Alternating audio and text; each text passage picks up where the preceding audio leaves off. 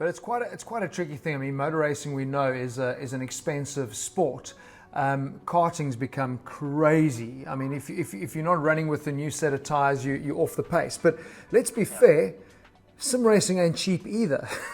You know, I mean, how important is the correct kit? I mean, I love that story with old Jacques Villeneuve, where he beats all the oaks and he was sitting playing with a thumb controller. So I do think, I think that a steering wheel and pedal set is important, but you can get started and you can become a world champion with the cheapest equipment around. And this is the key.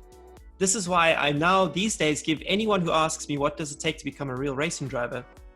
I say it takes a year of sim racing at least, and then you can consider to go to karting, etc. But you can get started. Okay, in my case, I use Thrustmaster. They are my sponsor. But there is a tier lower than that, which Logitech covers. And there's a tier higher than that, the Fanatec's of the world, etc. But you don't need more than that Logitech wheel. When I was doing GT Academy, it was with the Logitech wheel. Now I have a very nice rig. Has it made me faster? I don't know. It's given me a bigger ego. That's about it. I would say that depending on the game, if you're playing a PlayStation or Xbox game, then it doesn't matter what you use. But if you do move up to ACC or iRacing or R-Factor, you need a good pedal set. This is very important. You need a pedal set which has a load cell. That's not cheap, especially if you have to bring it into South Africa. Is that so you can, because I mean, that's a hard thing. It's a modulation. You can't feel the brake. You can't feel that, So you need a good brake pedal for modulation. The rest, to me, is not that important.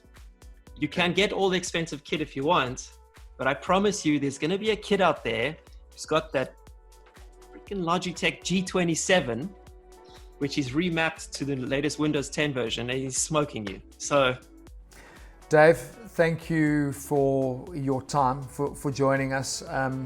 Super, super cool.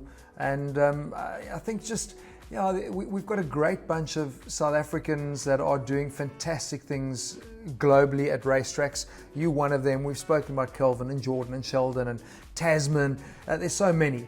But also now in this new frontier of racing, that there's a South African that's at the top of the pile showing the guys the way. It's brilliant. Thanks for your time.